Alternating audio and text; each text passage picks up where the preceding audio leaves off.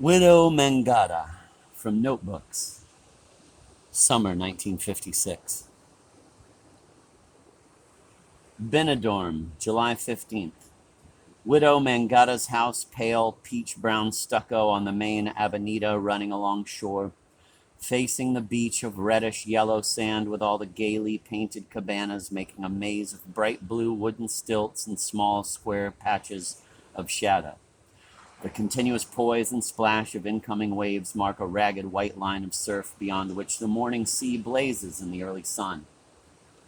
Already high and hot at 10:30, the ocean is cerulean toward the horizon, vivid azure nearer shore, blue and sheened as peacock feathers. Out in the middle of the bay juts a rock island, slanting up from the horizon line to form a sloped triangle of orange rock, which takes the full glare of sun on its crags in the morning and falls to purple shadow toward late afternoon. Sun falls in flickering lines and patches on the second-story terrace through waving fans of palm leaves and the slats of the bamboo awning. Below is the widow's garden, with dry, dusty soil from which sprout bright red geraniums, white daisies, and roses. Spined cacti and reddish earthenware pots line the flagstone paths. Two blue painted chairs and a blue table are set under the fig tree in the backyard in the shade. Behind the house rises the rugged purplish range of mountainous hills, dry, sandy earth covered with scrub clumps of grass. Early in the morning, when the sun is still cool and the breeze is wet and salt fresh from the sea, the native women dressed in black with black stockings go to the open market in the center of town with their wicker baskets to bargain and buy fresh fruit and vegetables. At the stalls, yellow plums, green peppers, large ripe tomatoes, wreaths of garlic, bunches of yellow and green bananas, potatoes, green beans, squashes, and melons.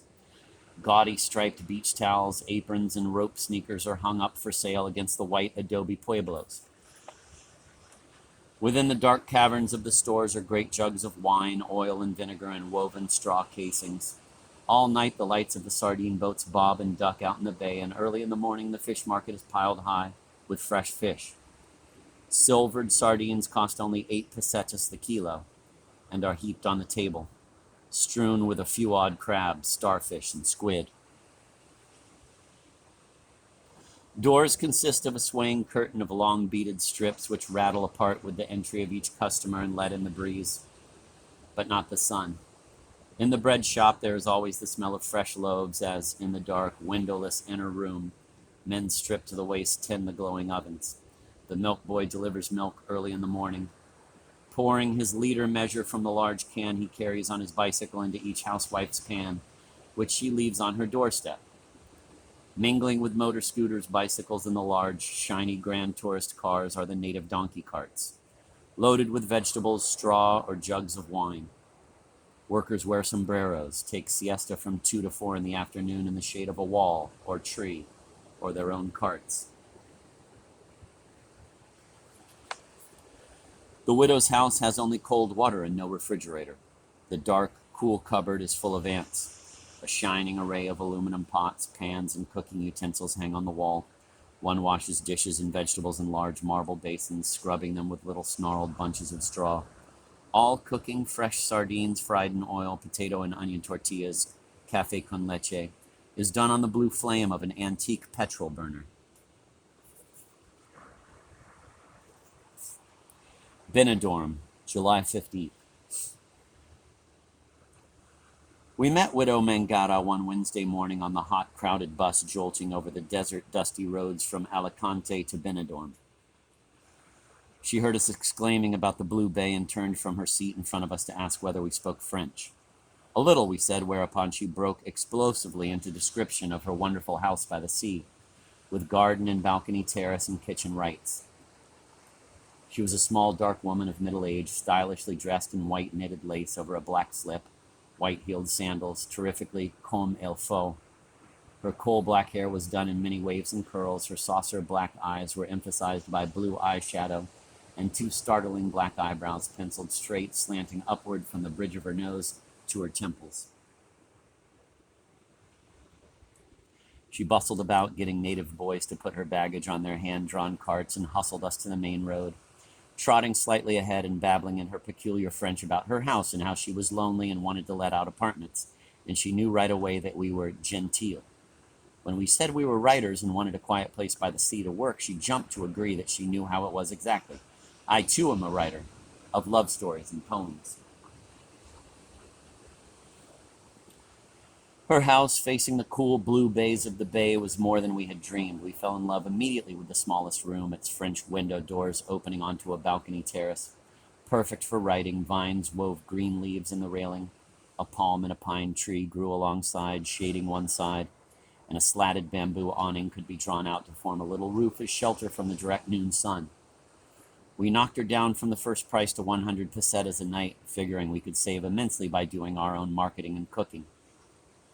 From her rapid babble of French, mangled by a strong Spanish accent, we gathered that she would trade Spanish lessons for English lessons, that she had been a teacher and lived in France for 3 years.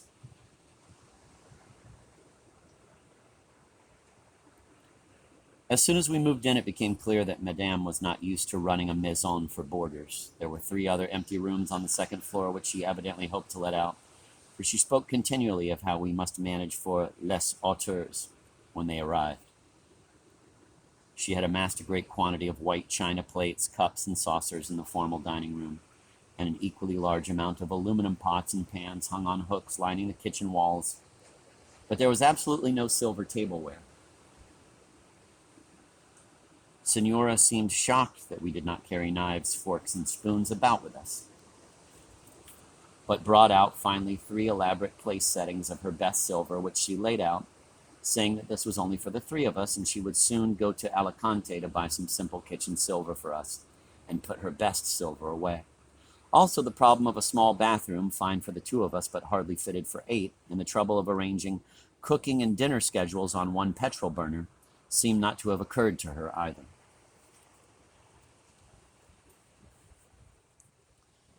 We held our breath and wished fervently that she would have no customers when she put up the sign, "Apartments for rent," on our balcony terrace. We had at least made sure that she would not use our balcony, which adjoined another larger room, as a selling point, by explaining that it was the only place we could write in peace, since our room was too small for a table and the beach and garden were fine for vacationers, but not for writers' workrooms. Occasionally, from our balcony, where we soon took to eating meals, steaming mugs of café con leche in the morning, a cold picnic of bread, cheese, tomatoes and onions, fruit and milk at noon, and a cooked dinner of meat or fish with vegetables and wine at twilight under the moon and stars, we could hear Senora conducting people around the house, speaking in her rapid staccato French. But during the first week, although she had conducted several potential roomers about, no one had come.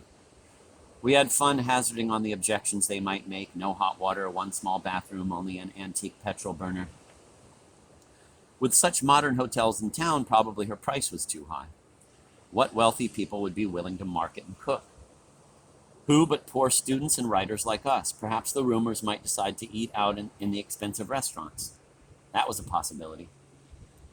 We had found out, too, that although she had made wild, extravagant gestures when showing us about the house, pointing to an empty, iceless icebox, motioning out an imaginary electrical machine for making the freezing shower water warm, that none of these comforts were forthcoming. We found the water from the taps was unpalatable and strange to the taste. When the Senora miraculously produced a glass pitcher full of delicious, sparkling water for our first dinner, we asked, incredulous, if it came from the taps. She burbled on evasively about the health-giving qualities of the water, and it was a full day before I caught her drawing up a pail of it from a cistern sunk deep in the kitchen, covered by a blue board. The tap water, it turned out, was non-potable. The Senora was a fanatic about the house being proper for her prospective lodgers. We were to wash all dishes after meals, put them away, keep the bathroom tidy. She gave us 2 dish towels to be hung behind the door, and hung up several decoy clean towels on the wall for les auteurs. We were also to have a small petrol burner of our own, for which we would buy petrol and matches, another dent in our desperate food budget of 40 pesetas a day for the 2 of us. In spite of her concern for the proper condition of the house, Senora washed her greasy dishes in standing cold water, often dirtier than the dishes themselves, scrubbing them with frayed tangles of straw. Our first morning was a nightmare. I woke early, still exhausted from our continuous traveling, uneasy in the strange bed to find no water in the taps. I tiptoed down the stone stairs to turn on the peculiar machine, with odd blue-painted spigots and wires jutting out, which the Senora had said made water. Turning the switch the day before, upon which there was a convincing rumble as some complicated machinery started up. I turned the switch, there was a blue flash, and acrid smoke began pouring from the box. Quickly I shut off the switch and went to knock on the Senora's door. No answer. I went upstairs and woke Ted, who was burned scarlet from the day before in the sun. Sleepily, Ted came down in his bathing trunks to turn the switch. There was another blue flash, no sound. He tried the light switch, no electricity. We pounded on the Senora's door, no answer. She's either gone out or dead, I said, wishing for water to make some coffee. The milk had not yet come. No, she'd have turned on the water if she'd gone out. She's probably lying in there refusing to get up. At last, grumpily, we went back upstairs to bed. About 9 o'clock, we heard the front door open. Probably she sneaked around from the back to come in as if she'd been out all morning. I padded barefoot downstairs where the Senora, crisp in her white knitted dress, freshly made up black eyebrows, greeted me cheerily. You slept well, madame? I was still smoldering. There is no water, I said without preamble. No water to wash or make coffee? She laughed a queer, deep laugh which she used whenever anything went wrong, as if either I or the water supply were very childish and silly, but she would make it all right. She tried the light switch. No light, she exclaimed triumphantly, as if all were solved. It is so in all the village. This is usual in the morning? I asked coldly. Pas de toot, de toot, de toot, she rattled off from under raised eyebrows, apparently just noticing my cool irony. You must not take it so hard, madame. She bustled into the kitchen, lifted the blue-painted lid by the sink, dropped a bucket on a string, and drew up a sloshing pail full of clear water. Plenty of water, she gurgled, all the time. So that was where she kept her store of health-giving water. I nodded grimly and began to make coffee while she ran next door to investigate the state of affairs. I was pretty sure that with my native inability to manage machines, I had fused something and blasted the whole water and electric supply in the town. Evidently, it was just local, for the Senora fiddled with the machine, crowed that the water was coming everywhere, and said never, never to touch the machine, but to call her immediately when we were worried about the water. She would fix everything. We also had trouble with the petrol stove. For our first dinner, I planned one of Ted's favorite suppers, a platter of string beans and fried fresh sardines, which we had bought early at the fish market for 8 pesetas the kilo and kept cool in a homemade water container of several pans covered with a wet cloth and a plate. I put the beans on to cook, but after 20 minutes they were still as hard as they had been at first, and I noticed the water wasn't even boiling. Ted doubted if there was any heat and said maybe the petrol was used up. He turned the heat higher and the flame burned a thin, smoking green. Senora, we called. She came rushing in, clucking from the living room, whipped off bean pot, cooking ring and burner to reveal the damning sight of over an inch of frayed, burned wick. We'd turned it up too high, and the wick itself had been burning for lack of petrol. After filling the tank with petrol, messing about with the wick, raising the fresh part left, Senora started the burner again. Tested the beans. She was not at all satisfied, running out of the room. She came back and tossed in a handful of powder, which fizzed and foamed. I asked her what it was, but she just chuckled and said she had been cooking a lot longer than I and knew some petites choses. Magic powder, I thought. Poison. Bicarbonate of soda, Ted reassured. Senora, we began to realize, had been accustomed to a far grander scale of living than her present circumstances. Each evening she set out to town to see about a bon for cleaning house. The little girl who had been scrubbing floors the day we arrived had not showed up since. It is the hotels, the Senora told us. All the maids go to the hotels. They pay so much. If you have a maid, you must be very nice and careful of her feelings nowadays. She breaks your best china bowl, and you must smile and say, "Do not trouble yourself over it, mademoiselle." The second morning I came down to make coffee. I found the Senora in a soiled towel bathrobe, her eyebrows not yet drawn on, cleaning the stone floors with a wet mop. "I am not used to this," she explained. "I am used to 3 maids, a cook, a cleaner. 3 maids. I do not work when the front door is open for the public to see, but when it is shut." She shrugged her shoulders, gestured comprehensively with her hands. "I do everything, everything." In the milk shop one day, we were trying to explain where we wanted our 2 liters a day delivered. The houses on the Avenida were not numbered, and it was impossible to make the delivery boy understand our elementary Spanish. Finally, a French-speaking neighbor was called in. "Oh," she smiled, "you live with Widow Mangada. Everybody here knows her. She dresses very stylish with much makeup." The woman grinned as if Widow Mangada were a town character. "Does she do the cooking for you?" she asked curiously. A kind of instinctive loyalty toward the senora and her straitened circumstances sprang up in me. "Oh, of course not," I exclaimed. "We do all our own cooking."